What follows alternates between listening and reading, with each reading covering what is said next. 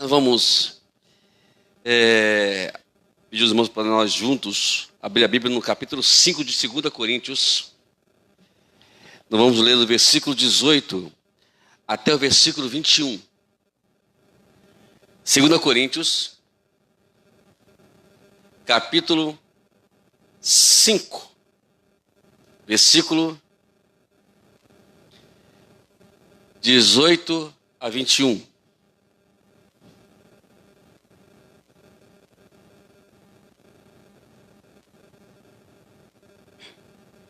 Amém?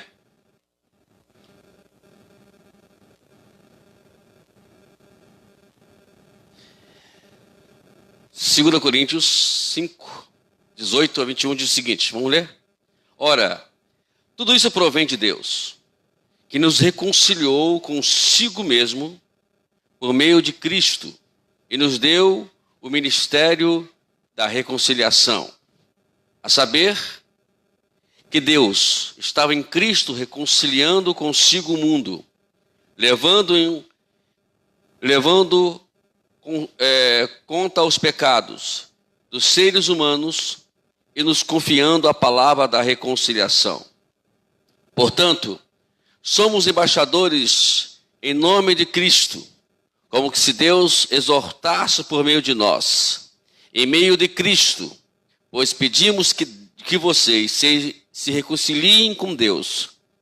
E aquele que não conheceu o pecado, Deus o fez pecado por nós, para que nele fôssemos feitos justiça de Deus. Amém? Podem sentar, amados, em nome de Jesus.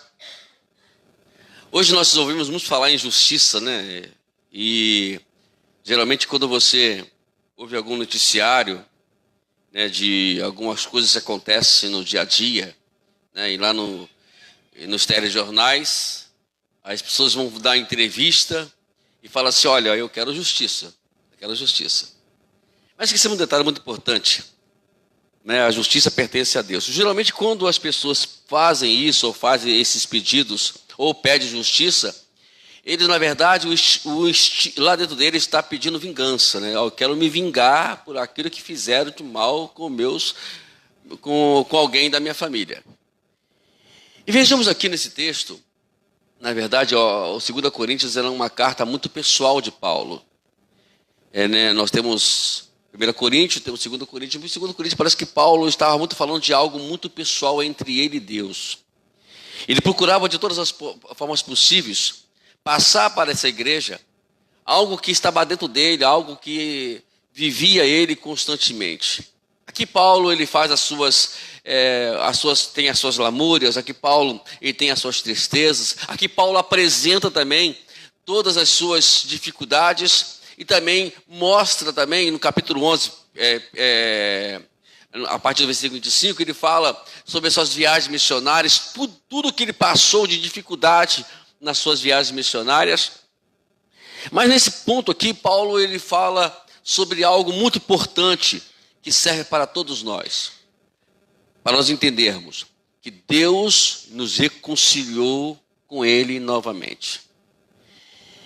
Embora a gente viva ainda em meio a essa queda do pecado, por mais que a gente ainda continua, dificilmente alguém não pecar, dificilmente alguém não vai errar, mas a questão é, Ele quer nos lembrar que independente disso, Jesus nos levou novamente a Deus.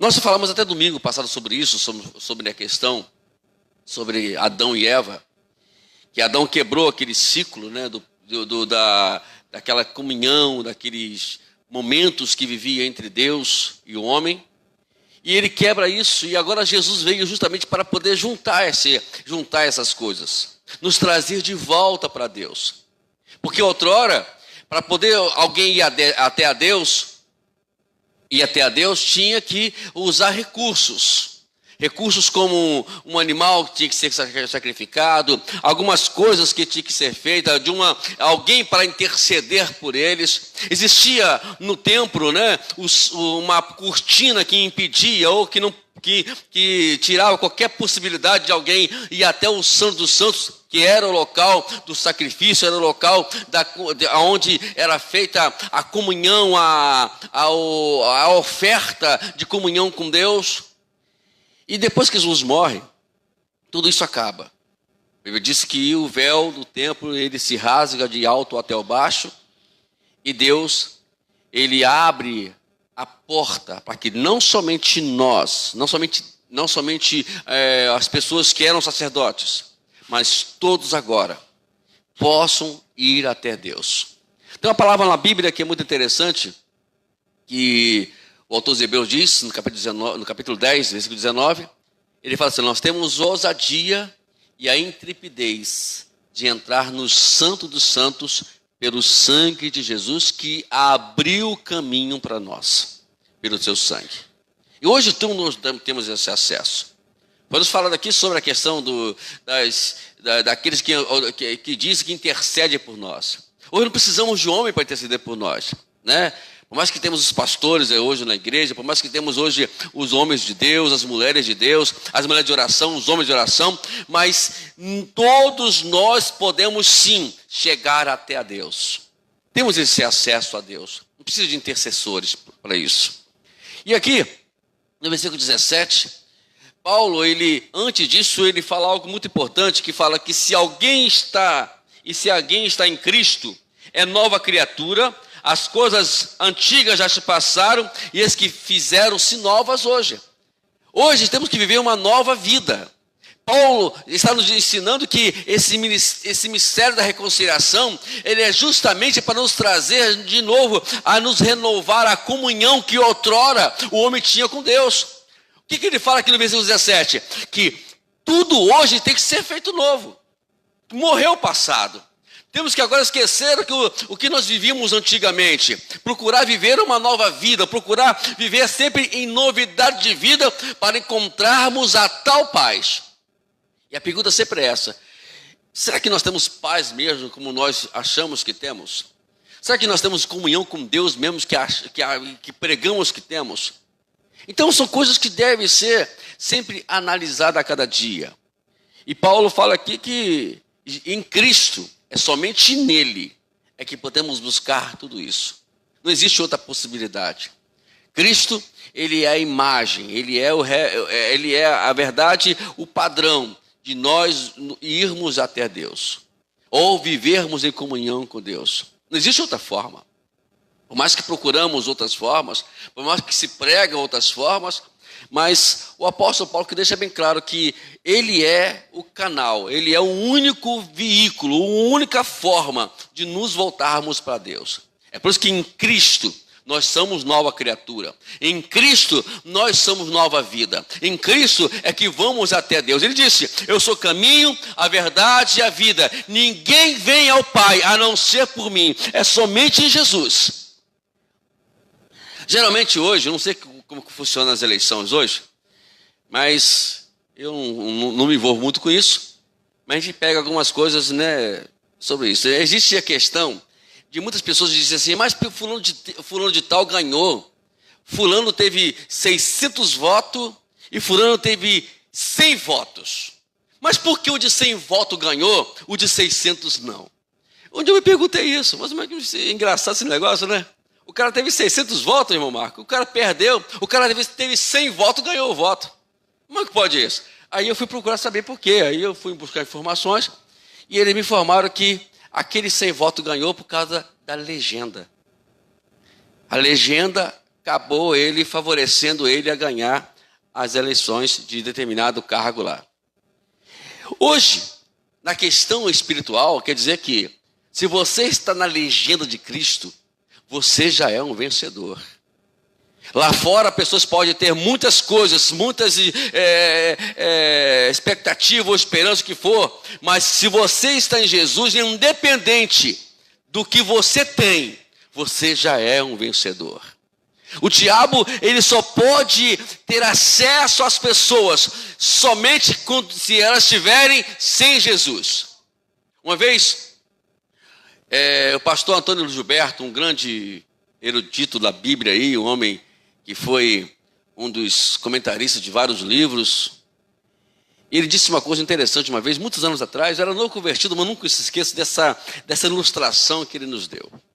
Ele falou que nos deu a ilustração de um globo, que a qual você sabe que hoje em dia não se usa mais isso, mas antigamente botava um globo em cima de uma lâmpada, né? Envolvia lá a lâmpada. E tem sempre aquele mosquitinho, vocês observaram, que ele começa a rodear, né? E o alvo daquele mosquitinho, sempre os irmãos devem lembrar, que o alvo dele é justamente o pavio da lâmpada, que está dentro da lâmpada.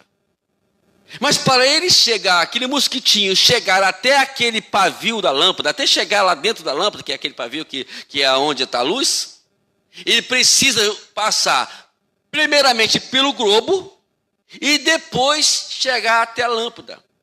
Aí eu vou entender porque Paulo disse lá em Colossenses, no capítulo 3, que nós morremos com Cristo, no versículo 3, ele fala isso, que nós morremos com Cristo, né? Estamos escondidos, ocultados em Deus, em Jesus. Então, quando você está em Jesus, quando você está em comunhão com Deus, o diabo ele vai vasculhar você, ele vai ver um pavio aceso em você, que é a luz de Cristo, mas ele não vai poder chegar a você, porque para chegar em você, primeiro ele tem que passar por Deus e depois tem que passar por Jesus. Isso quer dizer, é impossível ele atacar você.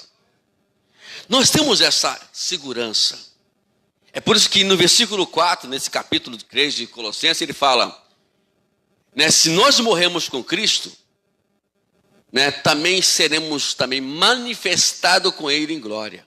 A morte, na verdade, ela é uma possibilidade de nós negarmos nós completamente, nós nos renunciarmos nós completamente e vivemos em função de Cristo. Porque é por isso que quando Ele se manifestar, nós também seremos manifestados. Esses dias estavam se vendo uma discussão sobre justamente como é que vai ser esse negócio depois que Jesus voltar. Irmãos, eu particularmente não gosto muito de discutir escatologia, porque ela tem muitas vertentes que levam muitas pessoas a fazer inúmeras interpretações. Não é errado, cada um tem a sua forma. Na verdade, o que nós temos que entender na escatologia, eu falo isso aos irmãos que estão começando agora, né? Eu sempre falo, gente, uma coisa que nós temos que entender na escatologia é que Jesus vai voltar. Já basta. Não precisa você discutir mais sobre isso mais. Mas a igreja vai passar para a grande tribulação, ou ela não vai passar para a grande tribulação? Irmãos, particularmente para mim não interessa. Porque se você está em Cristo, a certeza que você, independente que você vai passar ou não para a grande tribulação, você está em Cristo. Mas basta. Não precisa mais disso, não precisa de outras coisas mais. Uma vez, lá no capítulo 1 de Atos dos Apóstolos, os discípulos estavam preocupados com isso. Perguntou para o mestre, mestre, quando há de suceder o final dos tempos? Quando vai vir a restauração de Israel? E Jesus, a resposta de Jesus é a mesma que ele quer dar para a gente constantemente. Não cabe a nós sabermos os finais dos tempos, ou o que vai acontecer. Mas recebereis o poder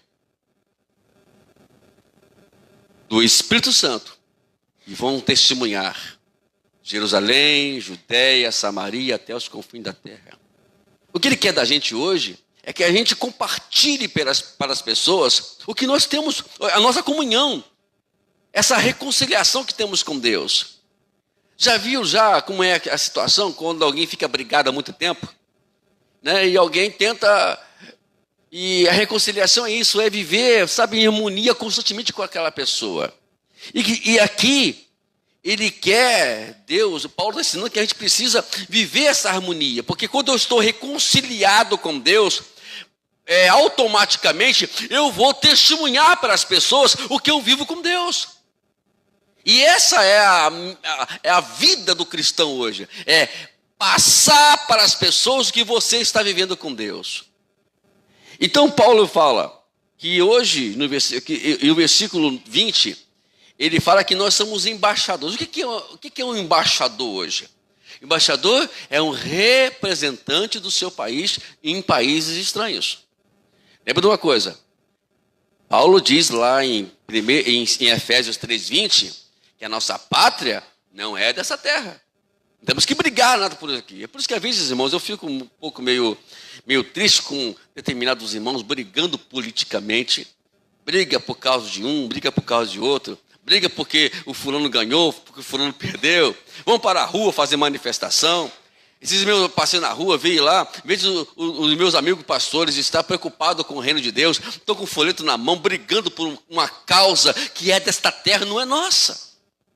Temos que brigar pela causa de Cristo, não pela causa desta terra. A nossa pátria, diz Paulo, não é desta terra, não pertence a nada disso. Nós somos embaixadores. Embaixadores, você observa que o embaixador de determinado país, que a qual está aqui no Brasil, ele não briga por nada no Brasil, ele está nem aí quem é presidente da República. Não está dizendo que você vai ganhar o Bolsonaro, você vai ganhar o Lula, você vai ganhar o Fernando Henrique, você vai ganhar o João das Couve. Não, ele não está preocupado com isso. Ele não se preocupa com isso, eles estão preocupados que a sua embaixada está muito bem representada nesse país, e aqui ali, na embaixada, vamos lembrar que quando entra lá dentro, se é uma embaixada japonesa, qual é a língua que vai falar na embaixada? A língua japonesa. Não existe mais, ali a língua portuguesa não existe. Eu não lembro do nome do filme, irmãos. Eu lembro só desse detalhe do filme. Eu ainda vou procurar esse filme ainda para poder passar para os irmãos esse filme. É um filme impressionante. O determinado camarada estava correndo, porque existia uma perseguição sobre ele. E ele era americano. Ele estava sendo perseguido, ia ser preso. O que esse cara fez? Inteligentemente, olha só, de forma inteligente, ele entra onde? Dentro da embaixada americana. O que acontece? O país onde estava aquela embaixada não pôde fazer nada para poder prender aquele camarada. Nada. Por quê? Porque estava protegido na embaixada. E existe essa regra, né? Que se existe a embaixada aqui, você tem que respeitar a embaixada. O Brasil não pode fazer nada. Se um japonês que matou alguém e entrou na embaixada japonesa, ele tem que ser julgado lá dentro da embaixada japonesa. No Brasil não vai poder, o Brasil não pode se meter com ele mais. E aí eu entendo o que, amados? Se nós somos embaixadores de Cristo, nós temos que viver tudo o que está no céu. A mensagem que eu tenho que pregar, que eu tenho que viver, é a mensagem que está no céu. Olha o que Paulo fala aqui no versículo 20. Portanto, somos, não é que vamos ser, não. Somos embaixadores de Cristo, em nome de Cristo. Como que se Deus exortasse no meio de nós, é como Deus falasse no meio de nós. Deus está falando intermédio de mim, no nosso país. É essa mensagem que eu tenho que pregar. Eu não tenho que pegar a mensagem que o mundo prega, eu não tenho que andar conforme a ideologia do mundo.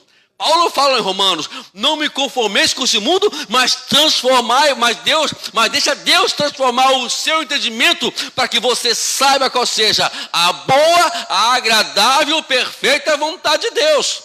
Essa deve ser a nossa filosofia desse mundo.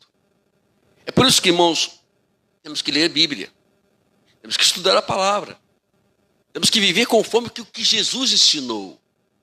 Eu vou repetir aqui o que eu falei domingo. Toda vez eu falo isso, né? Eu sou chato, né? Mas eu gosto de falar porque eu gosto de repetir isso para os irmãos entenderem. Nunca vamos esquecer que existem princípios do reino que tem que ser pregado, vivido. Então vamos lá. Mateus 5, 6 e 7. Esses são os princípios do reino. Se você estudar os princípios do reino, você vai entender que a política do país, ela não tem importância para a gente. Não importa quem vai ser o prefeito de Itaguaí, quem vai ser o prefeito de Nilópolis, né, pastor? Quem vai ser o prefeito do Rio de Janeiro, quem vai ser o governador do Rio de Janeiro, quem vai ser o presidente da República. Para a gente que é cristãos, para nós que estamos embaixadores do reino de Cristo, para nós não importa quem é. Não importa. Fulano ganhou, vamos orar por ele. Aí tem crente, irmãos, esses dias mesmo eu teve que dar uma pancada em alguém quando publicou uma coisa assim contra determinado, não vou falar aqui o nome da pessoa, um determinado político. Eu falei assim, olha, esse não é o caminho. Eu não tenho que pegar e fazer postagem para poder dizer que eu sou contra. Irmãos, eu tenho as minhas convicções.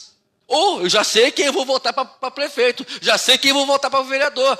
Então ninguém vai chegar para mim e vai assim, olha, e vai me chamar para o lugar. Se me chamar, eu vou dizer a verdade. Olha, irmão, eu vou dizer para você, meu irmão, eu já sei que eu vou votar. Mas que eu não vou falar, o voto é secreto, eu vou falar esse negócio. Não é meu, Arnaldo? Vou ficar falando, não.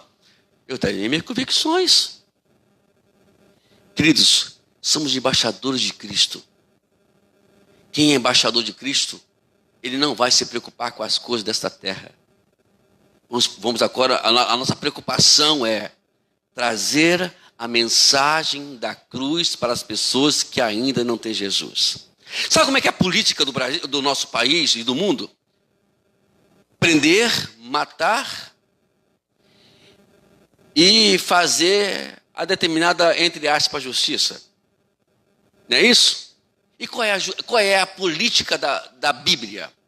Salvar os perdidos. Por mais que seja o pior dos homens, das pessoas dessa terra, o mais ímpio possível. Imagine se Deus pensasse isso do apóstolo Paulo.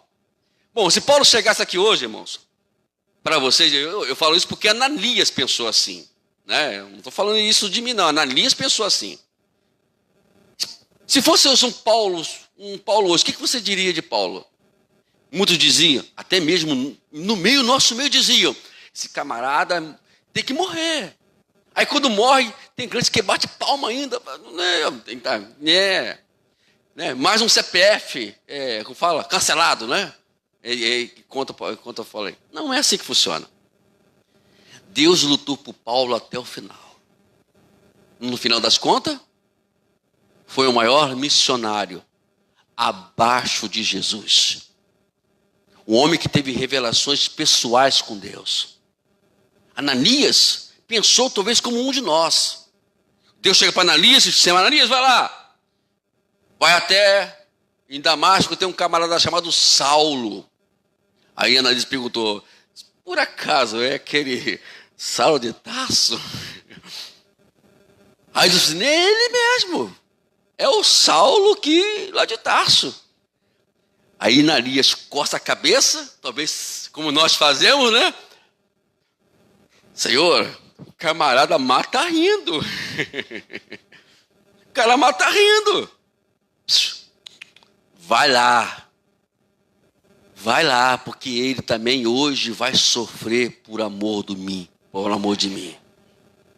E Ananias chega lá, talvez com medo, tremendo. Imagina você, né, ir na casa do maior, o homem mais terrível do mundo, né? Porque na época Paulo era esse homem. Paulo recebia a carta e executava com muita propriedade. Vai lá, Paulo, mata aqueles cristãos. Para matar? Então está comigo mesmo. Vamos matar essa turma. Matava mesmo. Mas Paulo mudou. Deus mudou a vida de Paulo.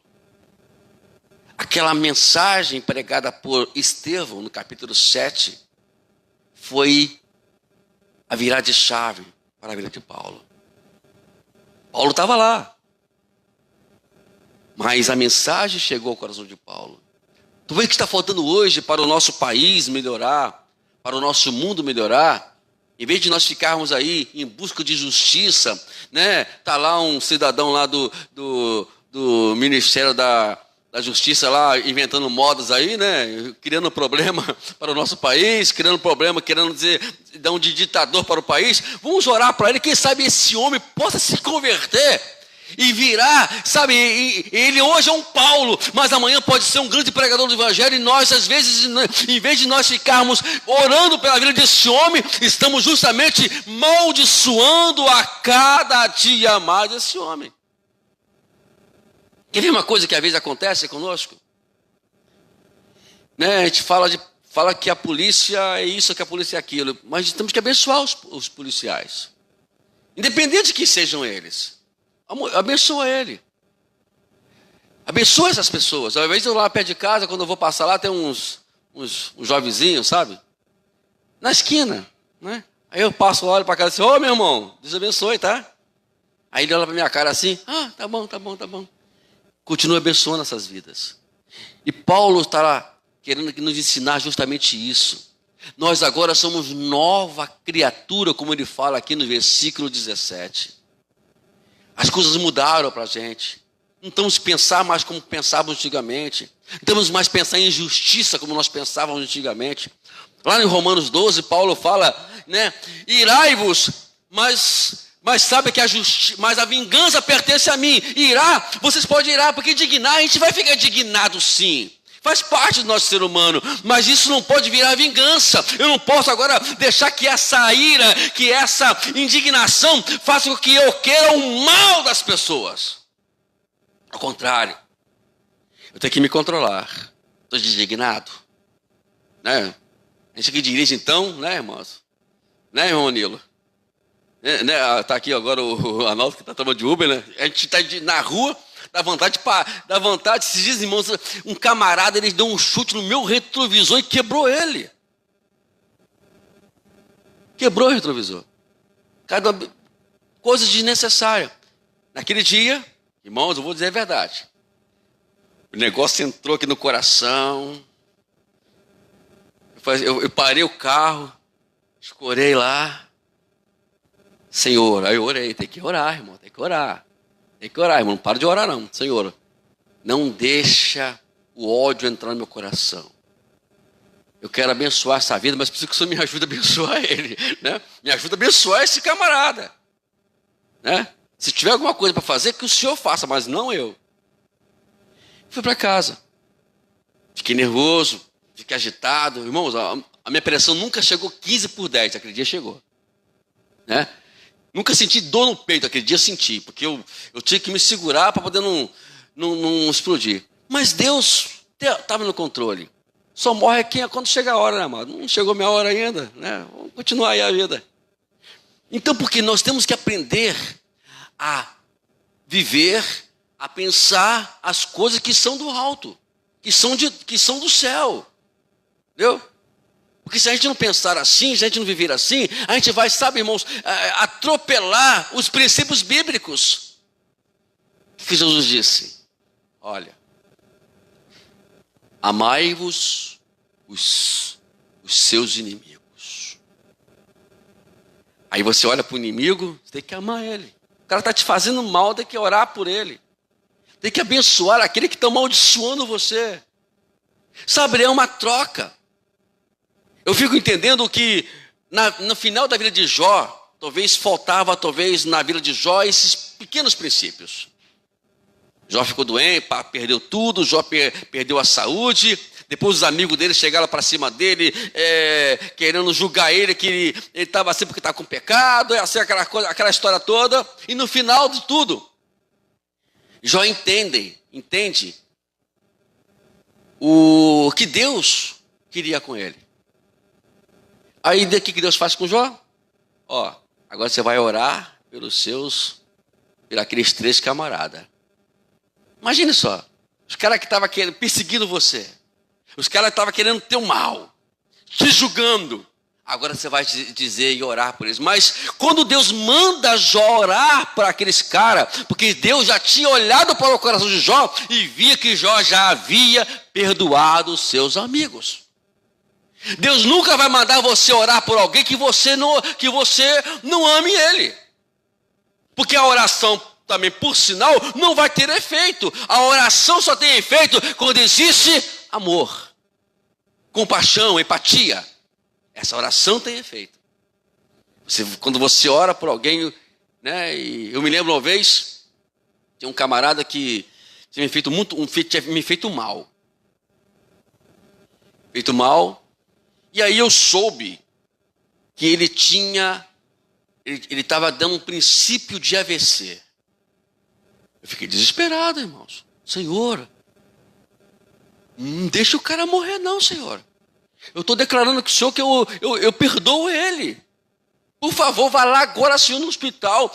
Entra no controle agora, Senhor, eu estou perdoando. Senhor, olha para o meu coração. Eu amo esse irmão, Senhor.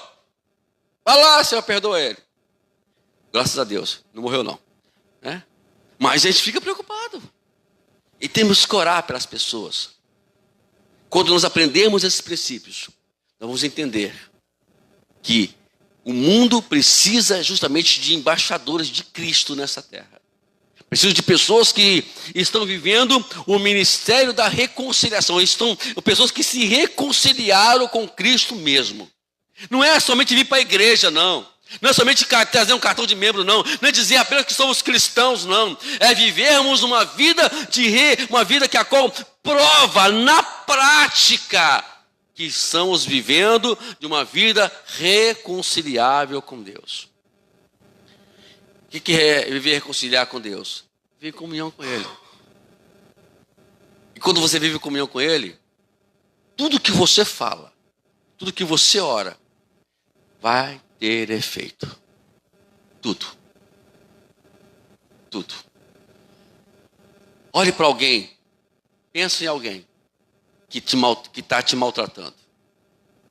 Pense em alguém que a qual quer o teu mal. E fala assim: Senhor, eu preciso amá-lo. Concordo com os irmãos. Talvez hoje estou ouvindo aqui um burburinho no meu ouvido. Diz assim: pastor, não é simples assim não, pastor. O negócio não é tão simples como você está falando, não. Eu sei disso. Quem disse para você que é simples? Quem falou para você que tudo nesta vida é fácil? Porque acima de tudo, eu estou lutando contra mim mesmo. Quando eu trabalho assim, eu estou lutando contra mim mesmo. E é justamente isso que Jesus está querendo fazer em nós. O que ele disse? Quando ele chega na cruz, ele ensina um dos maiores princípios, que foi a primeira mensagem que ele fala na cruz: Pai, perdoa-os, eles não sabem o que estão fazendo. E a nossa oração tem que ser: Senhor, perdoa, Senhor. Ele não tem ideia do mal que ele está querendo trazer para ele. Porque, irmãos, entenda uma coisa: que quando alguém faz mal para você, não está fazendo mal para você, está fazendo mal para ele mesmo. E nós temos o poder de eliminar esse mal que ele está fazendo contra ele mesmo. É por isso que Paulo está dizendo aqui sobre isso, sobre embaixadores. E olha o que diz o versículo 21 para nós terminarmos aqui. Aquele que não conheceu o pecado, Deus o fez pecado por nós, para que nele fôssemos feito justiça de Deus. E aí, dando uma entrada aqui no capítulo 6, versículo 1, a gente vai terminar já, calma aí, irmãos. E nós, na qualidade de cooperadores com ele, também exortamos que vocês não recebam em vão a graça de Deus. Ele diz o seguinte: o que adianta eu estar numa igreja se eu não coopero com Deus? O que adianta eu estar, querendo servir, dizer que eu sou servo de Deus, se eu não estou cooperando com Ele? Eu estou praticamente em vão aqui na igreja, dizendo, como disse, eu estou aqui em vão, não recebendo a graça de Deus. E Deus, Ele quer exigir isso da igreja, que nós viemos cooperar com Deus. Nunca se esqueça um detalhe, amados: Deus só vai salvar as pessoas intermédio de você. E não vai salvar ninguém que não seja intermédio de você. Você é o veículo e o canal de Deus para as pessoas virem à igreja, aceitar a Jesus, viverem com Jesus. Não existe outro veículo. Deus não vai usar mais nada. Tanto que, não me falo a memória, deve ser Pedro que fala sobre isso, que os anjos foram recusados. Deus recusou os anjos. Os anjos queriam pregar o evangelho. Porque os anjos acham bonito esse negócio. Mas os anjos não. Vocês não vão lá. Quem vai fazer isso é o homem. Assim eu fiz. E aí concluímos dizendo que Pedro disse: para isso nós fomos chamados, que Cristo padeceu por nós, deixando o exemplo, para que viemos seguir as suas pisadas. Cristo, ele deixou isso bem claro para a gente. Você nunca viu Jesus discutir política? Alguém já leu isso na Bíblia? Por favor, se você leu, me apresente, por favor. Você já viu Jesus discutir isso? Quando ele estava lá, sendo julgado por Pilatos. Você é Deus? Você está dizendo que eu sou. Ué. Eu não disse nada. Você ouviu falar que eu sou Deus? Você não vai falar nada disso não, senhor? Olha só. Só vou dizer uma coisa para você, Pilatos. Se meu pai quiser, eu acabaria com tudo isso. Mas Deus não quer que eu acabe. Então, faça o que você quiser. Qual foi o resultado de tudo isso, irmãos? A ressurreição de Jesus. É isso que nós aprendemos. Nós precisamos viver, sabe, não porque eu acho que tenho que viver, eu tenho que viver segundo o que Cristo ensinou para a gente. Lembra lá, quando Jesus foi pego lá, ali no Getsêmani, ele estava descendo no Getsêmani, ele olhou para os soldados e disse: olha, eu estive no meio de vocês tanto tempo, né? São 3 anos que eu estive no meio de vocês. 3 anos ali, vocês nunca me pegaram. Olha que já teve oportunidade para poder me prender, mas vocês nunca me prenderam porque o meu pai não quis que vocês me prenderam. Vocês estão vindo a mim porque o meu pai permitiu. Então, o que podemos aprender com isso? Que tudo acontece conosco porque Deus tem permitido para nos ensinar alguma coisa. Esse é o ponto de partida. O que Deus quer me ensinar intermédio desse confronto que eu estou vivendo? O que Deus quer me ensinar com essa diversidade que eu estou vivendo?